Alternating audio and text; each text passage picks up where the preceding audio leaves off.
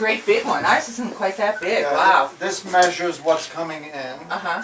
and then it goes, before it goes out to the grid, it feeds your house. Okay. What's left over goes to the grid, and you have a two-way meter, the net meter. That's great. That's Yeah, great. yeah. Isn't that wonderful? I thought it would take over the whole basement. It's just amazing it's just how that small small, and tiny yeah. it is. And this is all hot, is that Well, hot this water? is a new house built for me, with the house is heated by hot water going through the floors. Right, oh, through the floors. Oh, Yeah, so Wonderful. radiant. So Radiant. if we had space for storage, which we're working on, then Gay Knopf is going to install for me solar thermal. Oh, So we wonderful. see- Thank you for this beautiful home. This is a Yeah, wonderful that's place, right? Yeah. And while we're here, and Noah, come on out here. Come on out. I just was introduced to a young man, Noah. Noah, is it true that you have your own solar panel? Yes. Yes, and what do you do with your solar panel every day?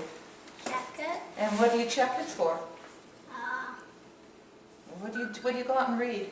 the kilograms. The kilowatts, yeah, the kilowatts, right? And are you doing well? Are you making a lot of energy?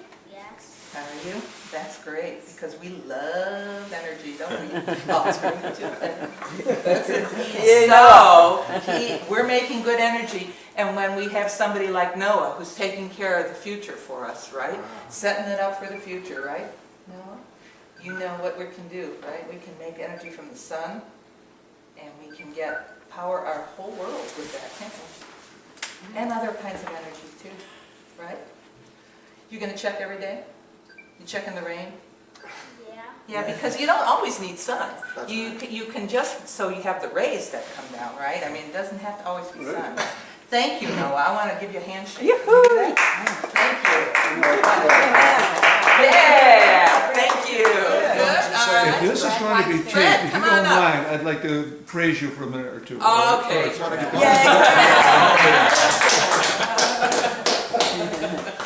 Are we on camera? I like this recorded because I like people who see this to understand the weather here today.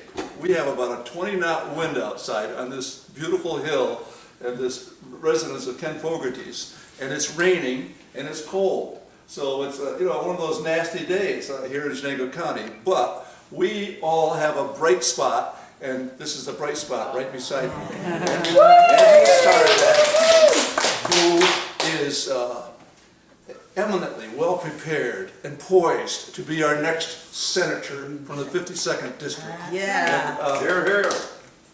we admire this woman, we who've gotten to know her, for her career in education. She's well versed in education. She knows the regents, that mysterious body who puts out laws and rules, not laws, but rules. And she knows the problems of schools and teachers, and she knows the hallways and the kids. And it doesn't hurt that she has a very close tie to Binghamton University. So That's because I know my husband. yeah. And but as much as we admire her, we need this woman. We need her. We need her in the New York State Senate. We need her to restore a public confidence in integrity and a high sense of ethics in that body. It's been slipping badly recently. We need her there for that. We need her there to loosen and release the grip of blockage and tactics that hold up crucial bills, sometimes for years, as we've heard. And we've had some that affect our lives that are being held up by these tactics. And we need this woman there to work on that. We need her strong voice there for our schools, for fair funding of our schools, and we need her strong voice for I can't overstate this, but we need your strong voice to protect our environment. Normally, in fact, even today in the rain, this is a spectacularly beautiful place up here on the hill. And Chenango County and all of your district, in fact, is beautiful. It is. It's almost pristine in its beauty. And we need you there with your strong voice and dependable voice to protect this, to prevent fracking, to protect our environment for our children, our grandchildren, and in my case, my grandchildren. In fact, we'll all have grandchildren. The long view is needed. So we have these issues, and we have the woman standing right beside me, To Anndrea Starzak. Thank you very much. But thank you, Ken, your home is wonderful. Thank you very much for having us out here. Thank you all for coming out on this day. And I think I wanted to say a comment about solar in this area. People say, well, we can't have solar because we're not sunny enough. Well, you know, we're kind of on a par with Germany. And Germany has the most solar energy of any European country. And they're no sunnier than we are. So if they can do it and make it a part of their energy program to reduce the need for high fuels that cause so much problem, we can do it. We can look at solar and other types. I read an article about geothermal that has been put up in a huge building in Minneapolis. It's not only a building, it's a nursing home and a home for elderly nuns. And it's a beautiful building, and this geothermal has been put out, and it is in combination with solar and excellent skylights and open lighting. It is heating this entire building and hot water, the entire complex. It's huge. It's wonderful. It can be done. We just need to figure out how it is, and we have to have the will to go ahead and to do it. So I do have a prepared statement. I want to read this statement because it covers a lot of issues. And so as I talk to you about it, know that even though I'm reading some of it, it's because I want to make sure I get everything in there that we need to look at. Well, it starts off with this very simple sentence that says, environmental health and safety are primary issues within our community. Absolutely.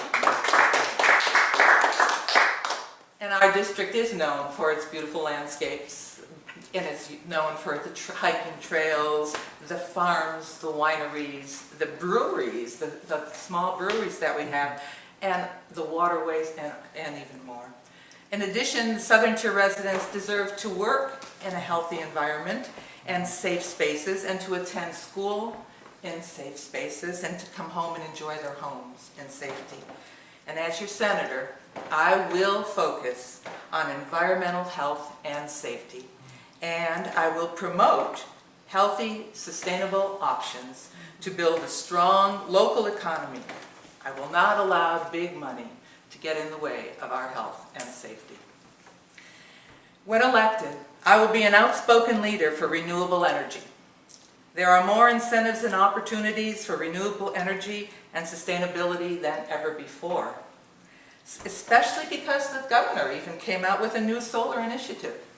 And our New York State Senate has the potential to become, our district has the potential to become a center for well-paying, sustainable local jobs in alternative energy manufacturing, distribution, and installation.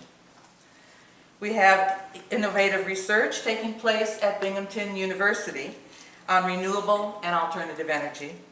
And with these resources in our backyard, we can revitalize our job market while also ensuring that our communities have access to safe, affordable energy sources.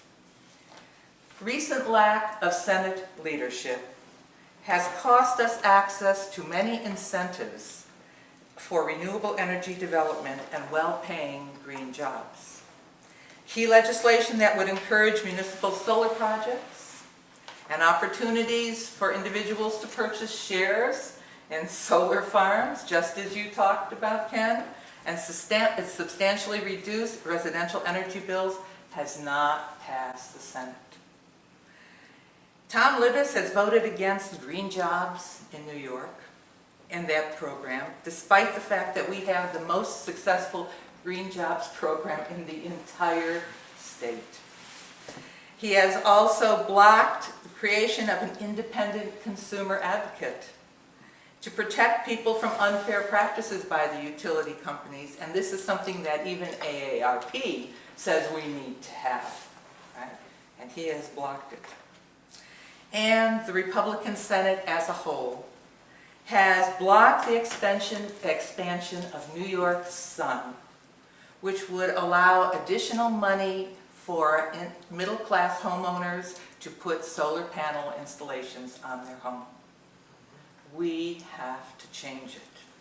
Meanwhile, New York has increasing the renewable energy usage and energy efficiency, but our region needs to act quickly to take advantage of all of these incentives, and we need to make sure that we have strong leadership in the Senate to make sure that this happens. And I will provide that leadership. We cannot compromise when it comes to the health and safety of our air and water either. Our area has a history of environmental and chemical pollutants which have caused public health disasters, like down in our area in Chenango County, communities like Endicott, New York. The southern tier is on the forefront for hydrofracking, but New York's mainstream medical organization has raised specific, new, independent studies and peer-reviewed studies to show key findings on the need for having a 3-year moratorium because of the issues and dangers in hydrofracking. So this tomorrow, rain or not, I will be in Pennsylvania touring hydrofracking sites to see, hear, and smell what drilling has done in our community and speak with the people whose lives have been affected by this. It's a heavy industry. I never understood how it could even go along with zoning laws. I challenged Tom Libis to come out with me to see what fracking does to a community so he understands the necessary steps that must be taken to protect our community.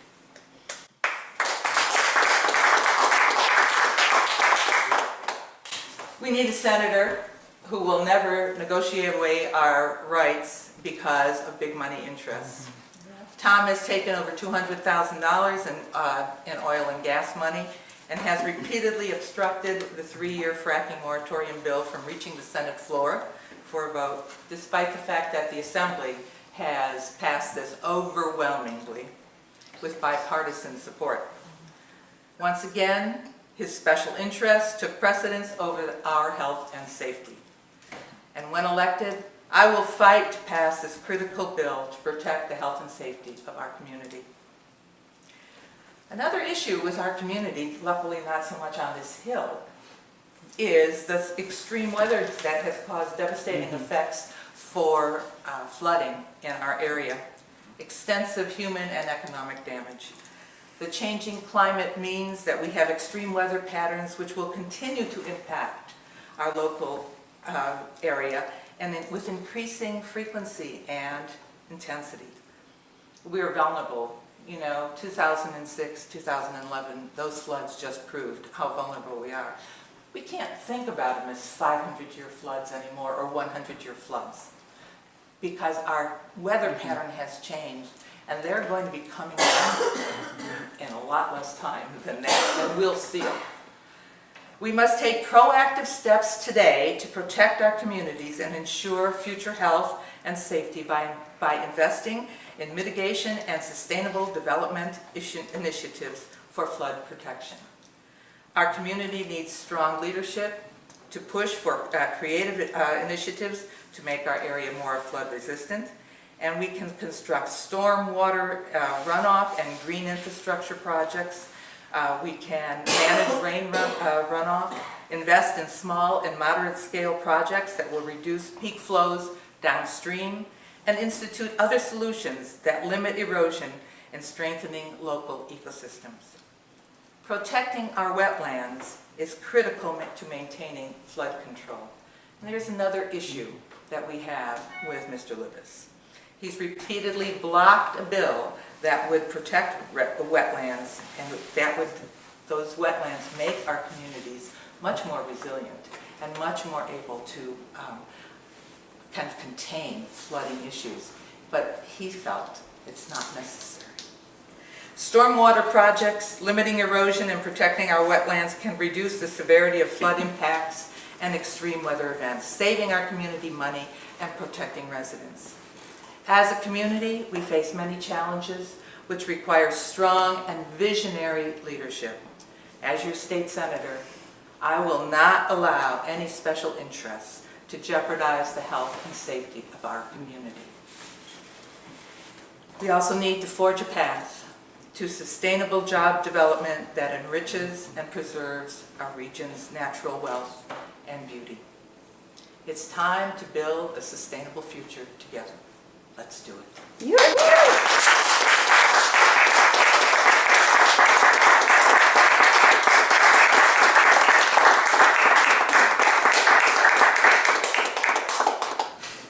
We should do this, right? Yes. Yes, All right. Let's get right into it. That's it, there we go. We're going to do it. We're going to do it. Get It's those really- voters out to vote. And it's really necessary. I mean, it's so important. And I heard an interesting comment on NPR the other day that you wouldn't think in one sense relates to it because it was talking about 9/11, but it was talking about the idea of looking ahead and building a vision and practicing for that vision. And when I was reading about the floods and thinking about the floods, I kept thinking about this comment. Morgan Stanley knew that when the first bombing of the World Trade Center happened, that those buildings were targets. And they had a plan that they put into place and rehearsing the plan with all of their employees to evacuate their floor quickly, efficiently, and move it through. They practiced that all the way from the time of the original first bombing. They knew what to do, they used it, they made sure it worked, they were able to do things. And on the day of 9/11, when the airplane hit the first building, they evacuated their building, their floor, in less than 15 minutes. And only of the thousands of people who worked there, only 7 people died. The one of those people was the man who came up with this plan because he was checking to make sure that everybody was out. But the point was, they planned, they did it, they moved, and everybody was saved. We need to do this. That's what we have to do with these 100-year floods. They're not 100 years. We're not waiting 99 years or 95 years now for another flood. They're going to be coming. We have to do this sustainable infrastructure. We have to work on this, understand where we can stop the runoff, work on having just sustainability here. And we have to work to make sure that things are fine for our people. Our community lost so many homes, as I know so many of the other communities did, to floods. We didn't lose any lives. We're very fortunate about that. But look at how many lives were just absolutely torn apart when everything was lost. Mary's house. How many times, Mary? Twice, 3 times, 3 times. And now, finally, she will do a buyout. But that was her mom's house. She grew up in that house. The first time, all her mom's stuff left. The second time, her stuff. And the third time, even though it was put up, it was still. And everything was put up. Some stuff, I think you took the second floor, but you saved a little of that, but not as much. So we need to know what we can do to stop this. What a heartbreaking issue that is. We have to take steps. We have to be visionary. We have to look at everything that we can do. So, and of course it's that way to protect our environment and to protect ourselves from issues of fracking, because we have to know what it is. And when you see it, and it's there close up, then you realize what that actually is. And how do you say to somebody, hey, you can't have a business in your home because you're in a residential area. However, this guy can have heavy industry on his property next to your home. And we have that whole issue of inclusion, compulsory inclusion. To me, that is outlandish. That is truly a blight on the rights of a property owner. We need that compulsory integration gone, and we need to not have fracking anyway. But that is a true issue. That is a real problem that I truly have always wondered about. So, sure. I may be the only person here who has ever walked that wonderful Vestal train trail. Rail trail. Rail trail. Did you? Good. And it's just wonderful, and I hope that when you are a senator, that you'll be behind all initiatives for recreation as well. Oh, absolutely. I think it's so important. I have to tell you a great story about the rail trail, two parts of it. First of all, when we first did it, I was surprised at how wide it was. And then we talked about it, and the reason that it was wide is because it is actually an evacuation route for the lower part of Old Vestal Road area. And in the flood of 2011, we did use it. There were people who came in and out on the rail trail with their cars or by foot to go to their house. And I remember being out there on the rail trail, and 3 people were going to their house, and they came back with water wet like this, carrying their cats that were in the garage and saving them. So they used that. But we also people also drove their cars out on the rail trail and used it as an evacuation trail. So that's kind of one of the stories. As we were building it, the town board did not want to have it paved.